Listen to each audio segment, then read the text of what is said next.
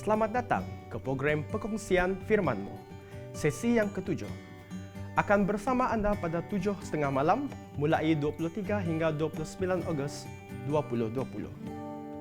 Saya, Evangelis Tika, akan memimpin di dalam Perkongsian Firman-Mu tahun 2020. Tema kita pada tahun ini adalah menghadapi ketakutan dengan keberanian. Daripada ketakutan, kita bangkit dengan keberanian yang membawa kita kepada kehidupan yang baik dan lebih dekat kepada Tuhan. Lagu pembuka kita, Betapa Sejahtera Ku Rasa.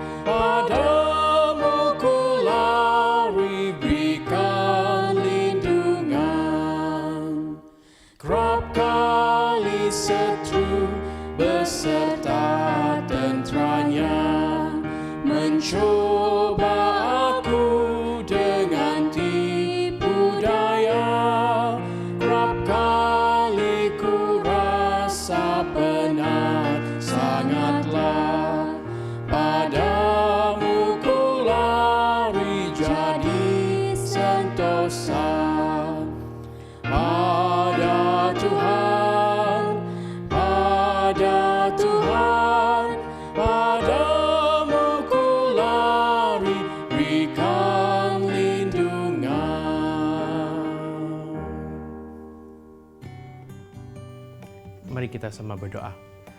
Tuhan Allah Bapa kami yang bertakhta dalam kerajaan surga, terima kasih Tuhan atas kesempatan ini di mana kami dapat berkumpul dalam program Perkongsian Firman-Mu pada hari ini.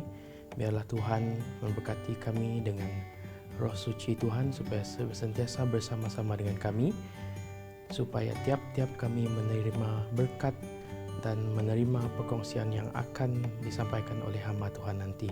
Biarlah tiap-tiap perkataan yang keluar dari mulut hamba Tuhan adalah melalui Roh Suci Tuhan. Biarlah setiap perkataan yang kami dengar dapat kami pakai dalam menghadapi kehidupan di dalam dunia ini. Dengarlah doa kami minta ini dalam nama Tuhan Yesus yang telah menjadi Juru Selamat dan penebus dosa kami. Amin.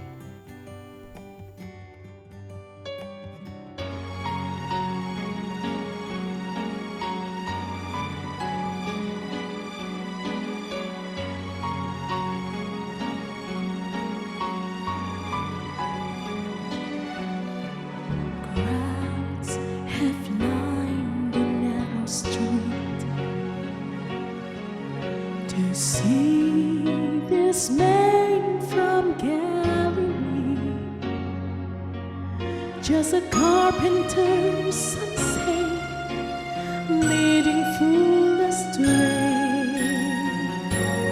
Yet many kneel to give him praise, and in his eyes there gleams the power that sees the heart of all men. And he knows his Father's mind. He speaks his Father's words, for he comes in the name of the Lord.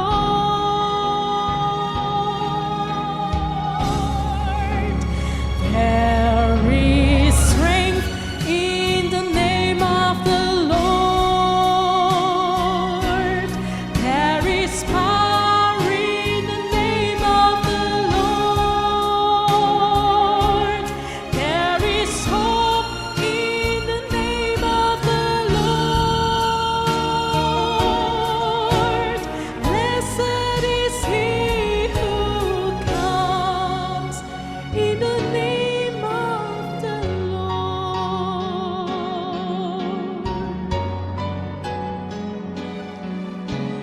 When my plans have fallen through, and when my strength is nearly gone, when there's nothing left to do but just depend on you and the power of your name. And as we call upon your name, your strength through weakness to show, we can know the Master's plan, extend the Master's hand when we come in the name of the Lord. And there is strength in the name of the Lord. There is power in the name of the Lord. There is hope in the name of the Lord. Blessed is he who comes in the name of the Lord. His name will be worshipped forever. Creator, Redeemer, and King. There is strength in the name of the Lord, and there is power in the name of the Lord, and there is hope in the name of the Lord. Blessed is he who comes. Blessed is he who comes. Blessed is he who comes in the name of the Lord. The name of the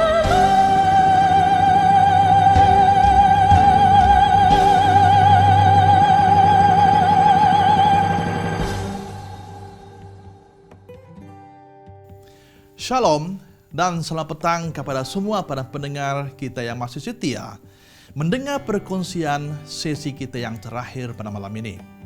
Sekali lagi bersama saya, Pastor Deacon David dalam Suara Harapan melalui perkongsian firman, yaitu menghadapi ketakutan dengan keberanian. Topik kita yang terakhir pada malam ini adalah jangan takut dan harus berani untuk menerima Sang Penebus ataupun Juru Selamat. Semalam kita telah pun mendengar perkongsian mengenai tanda-tanda sebelum kedatangan Tuhan Yesus yang kedua kali. Sebelum tanda-tanda kedatangan itu berakhir, maka langkah terakhir yang harus kita ambil adalah menerima Juru Selamat ataupun Penebus kita. Di awal sesi perkongsian firman, kita telah pun mempelajari tentang mengenali siapakah Allah ataupun Tuhan yang kita sembah. Pada malam ini kita harus berani dan jangan takut untuk menerima Allah kita, yaitu Sang Penebus dan Juru Selamat umat manusia.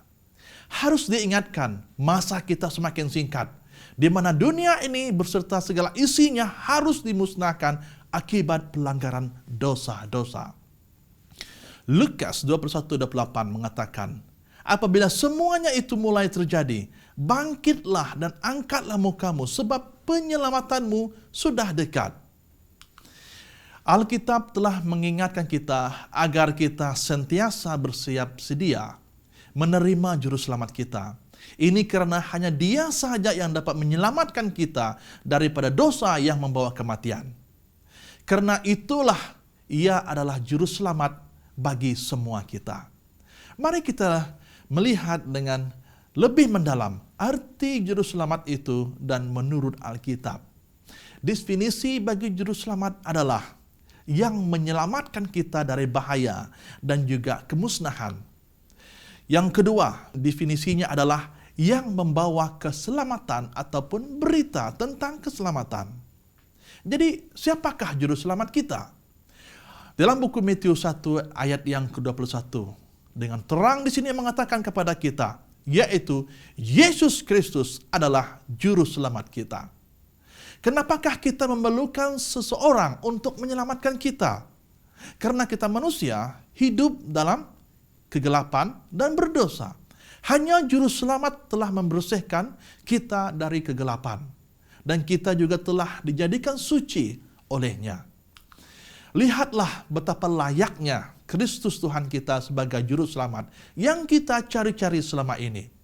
Ini adalah karena yang pertama, 1 Yohanes 1 ayat ke-7. Darah Yesus, anaknya, menyucikan kita dari segala dosa. Kenapa ia layak? Kita lihat perkara yang kedua. Dalam 1 Yohanes 1 ayat yang ke-5. Karena Allah itu cahaya dan sama sekali tiada kegelapan dalamnya. Nah, selain daripada menyucikan dosa kita, Dia juga menerangi hidup kita dalam kegelapan. Dengan harga sebuah kebebasan. 1 Korintus 6 ayat 20. Allah telah membelimu dengan harga yang sudah dibayar sepenuhnya. Oleh itu, gunakanlah tubuhmu untuk memuliakan Allah. 1 Petrus 1 ayat 18 hingga 19. Kamu mengetahui bahwa untuk membebaskanmu daripada hidup sia-sia, warisan nenek moyangmu, tebusannya bukanlah sesuatu yang dapat dibinasakan seperti perak atau emas. Tetapi darah Kristus yang amat berharga, darah anak domba yang tiada cacat celanya. Nah, lihatlah dan bacalah sendiri. Dalam Alkitab, begitu penting sekali peranan Tuhan Yesus kita sebagai seorang penebus dan juru selamat bagi kita. Penebusan dan penyelamatan bagi umat manusia dengan darahnya sendiri yang jauh lebih berharga dari segala-galanya. Amaran tentang kedatangan Yesus bukanlah asing bagi setiap umat Kristen. Dan penyelamatan umatnya yang percaya kepadanya adalah keutamaan. Kita akan melihat dengan lebih mendalam lagi kenapa Yesus harus kembali ke dunia ini. Dan mengapakah kita harus menerima Yesus sebagai penebus dan juru selamat kita. Ingatlah, tanda-tanda telah pun terjadi sebelum ini. Mengingatkan kita bahwa jika kamu melihat semuanya ini, ketahuilah bahwa waktunya sudah dekat, sudah di ambang pintu. Matius 24 ayat 33. Setengah orang mengatakan, apalah istimewanya tentang juru selamat atau penebus itu? Kenapakah kita harus menerimanya? Itu persoalan bagi setengah orang. Apa yang harus kita ketahui tentang penerimaan penebus dan juru selamat kita di dunia ini adalah apabila kita menerima Dia, Dia akan yang pertama menjemput umatnya. Yohanes 14 ayat yang ketiga. Yang kedua, Dia akan memisahkan gandum dari sekam. Matius 13 ayat 39 hingga 40. Yang ketiga, membangkitkan orang benar yang sudah mati. 1 Tesalonika 4 ayat 14 hingga yang ke-18. perkara yang keempat yang harus kita ketahui apabila kita menerima Yesus Kristus adalah untuk menjadikan langit dan bumi yang baru. 2 Petrus 3 ayat 10 hingga 13. Dan yang kelima dalam buku Filipi 3 ayat 20 hingga 21. Karena keluargaan kita adalah di dalam surga. Dan dari situ juga kita menantikan Tuhan Yesus Kristus sebagai juru selamat yang akan mengubah tubuh kita yang hina ini sehingga serupa dengan tubuhnya yang mulia, menurut kuasanya yang dapat melakukan ataupun menakluk segala sesuatu kepada dirinya. Dan begitu juga apabila kita menerima Tuhan Yesus sebagai juru selamat kita, Dia akan mengurniakan hidup yang kekal kepada semua kita yang percaya kepadanya. 2 Korintus 15 ayat 51 hingga 53. Seterusnya, Tuhan Yesus juga akan menghukum orang yang tidak mengenal Allah. 2 Tesalonika 1 ayat yang ke-7 hingga ke-10. Dia juga akan memberi upah ataupun pahala kepada semua manusia sesuai dengan perbuatannya menurut Wahyu 22 ayat yang ke-12. Dan yang terakhir, sekiranya kita menerima Yesus sebagai juru selamat kita, Dia akan membinasakan pekerjaan iblis seperti yang dinyatakan dalam 1 Yohanes 3 ayat yang ke-8. Kristus adalah harapan yang terakhir dan terbaik bagi dunia kita, karena hanya Dia yang dapat mengatasi hal yang menghancurkannya dan juga dosa. Yesus mati di Kalvari untuk memungkinkan kekalahan kejahatan dan memberikan tawaran penyelamatan kepada semua orang yang percaya kepadanya. Barang siapa yang tetap berdosa berasal dari iblis. Sebab iblis berbuat dosa dari mulanya. Untuk inilah anak Allah menyatakan dirinya, yaitu supaya ia membinasakan perbuatan iblis itu. 1 Yohanes 3 ayat yang ke-8. Juru selamat kita menciptakan jalan keluar dari dunia yang remuk ini dengan mengorbankan tubuh dan darahnya sendiri. Dan Yesus yang sama, yang suatu saat akan menyembuhkan penyakit dunia ini dengan menghancurkan dosa, menawarkan sekarang juga untuk menghapus perasaan bersalah dari kehidupan kita. Anda tidak harus menunggu kedatangannya yang kedua kali untuk terlepas dari rasa bersalah dan dari kebiasaan yang menghancurkan. Yesus bersedia untuk memberikan Anda perdamaiannya saat ini juga. Kita lihat saja pengalaman pencuri disalib dan ia amat berarti baginya. Di saat-saat terakhir keputusannya, dia berbalik ke korban yang tidak bersalah di sebelahnya dan meminta, Yesus, ingatlah saya saat engkau tiba di kerajaanmu. Lukas 23 ayat 42. Ini berarti yang Tuhan Yesus sedang memberikan kita masa untuk kembali kepadanya dengan kadar yang segera sebelum terlambat. Yesus menjawab seketika dengan menjanjikan pencuri itu sebuah tempat dengannya di surga pada ayat yang ke-43. Yesus yang sama dengan murah hati menawarkan pengampunan kepada pencuri itu, dan sekarang Dia menawarkan kepada Anda semua tentang keselamatan, pengampunan penuh, dan pikiran damai bagi Anda sendiri pada hari ini. Anda juga dapat berdoa bersama pencuri itu dengan mengatakan, Yesus, ingatlah saya pada saat engkau tiba di kerajaanmu. Dan Yesus akan menjawab, saya akan kembali dan kamu akan bersama aku di surga nanti. Bagaimanakah perasaan Anda apabila Yesus membalas pertanyaan Anda dengan mengatakan, saya akan kembali dan kamu akan bersama aku di kerajaan surga. Nah, tidakkah ini berita yang amat menggembirakan bagi semua kita? Siapakah yang tidak ingin hidup bersama dengan Allah selama-lamanya di kerajaan surga?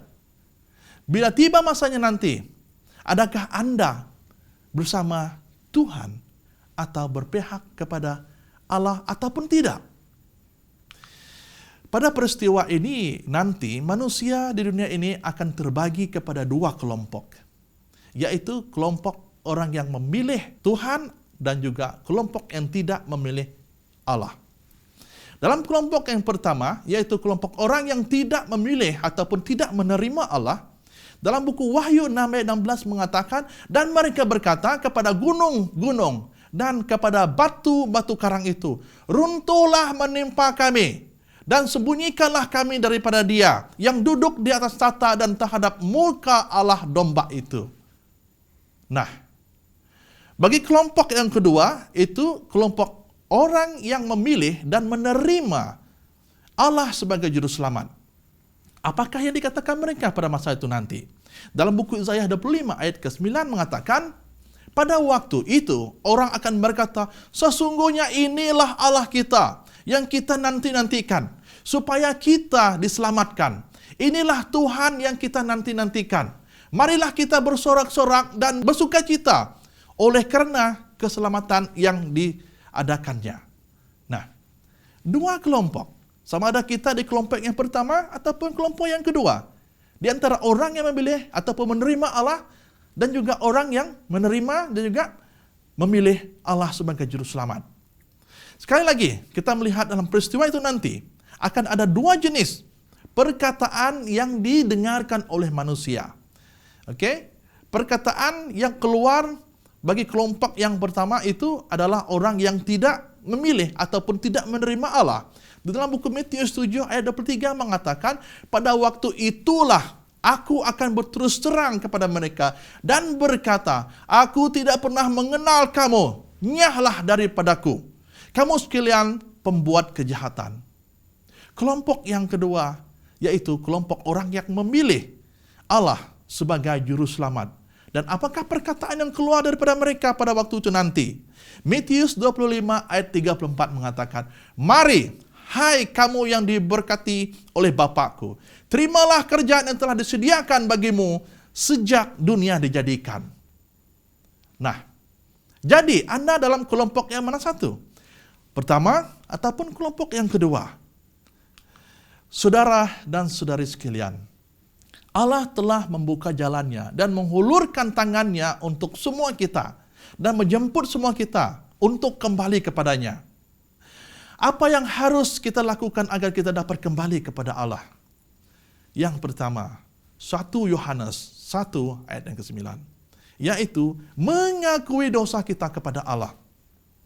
Tetapi jika kita mengakui dosa kita kepada Allah, Dia akan menepati janjinya dan berlaku adil. Dia akan mengampunkan dosa kita dan menyucikan kita daripada segala kesalahan.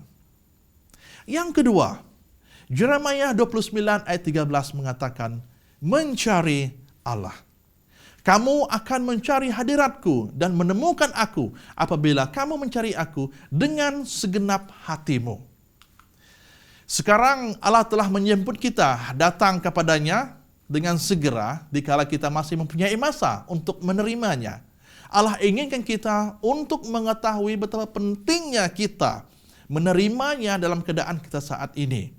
Marilah kita sama-sama menyambut tangan Tuhan Yesus kita dan menerima pelawaannya untuk tinggal bersamanya di kerajaan surgawi yang kekal. Jadi, tidak apa yang hendak dinantikan lagi. Ayo, sekiranya Anda masih ragu-ragu untuk menerima Tuhan Yesus saat ini, sila berikan nama dan nomor kontak Anda kepada kami supaya kami dapat menghubungi dan membantu Anda untuk mencari jalan dan kebenaran yang berlandaskan firman Allah melalui Alkitab. Shalom sekali lagi dan terima kasih karena telah bersama kami dari permulaan sesi hingga ke sesi yang terakhir pada malam ini. Semoga berjumpa lagi di masa yang akan datang.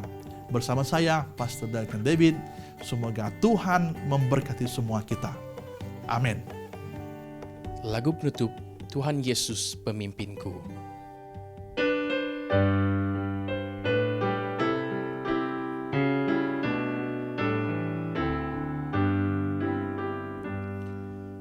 Tuhan Yesus pemimpinku pada segala jalanku, hanya Tuhanlah berkuasa. selamat sentosa. Banyak penggoda mendampar, ku berlindung padanya. Dalam susah ku bergemar, oleh sangat kasih-Nya.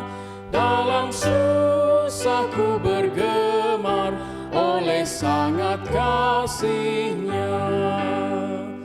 Tuhan Yesus pemimpinku, serta dengan kasih-Nya dilepaskannya diriku dari segala bahaya.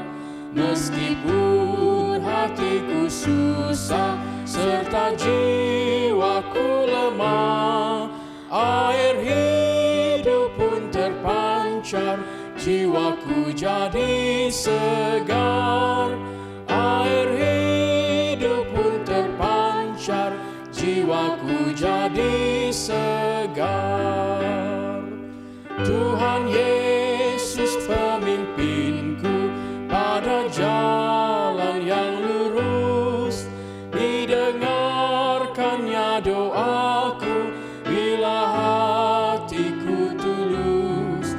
Dalam negeri sangat indah dengan lagu yang merdu, aku pujilah selamanya, Tuhanlah pemimpinku.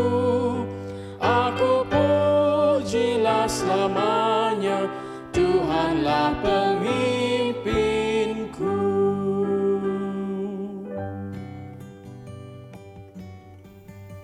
Mari semua kita semua berdoa.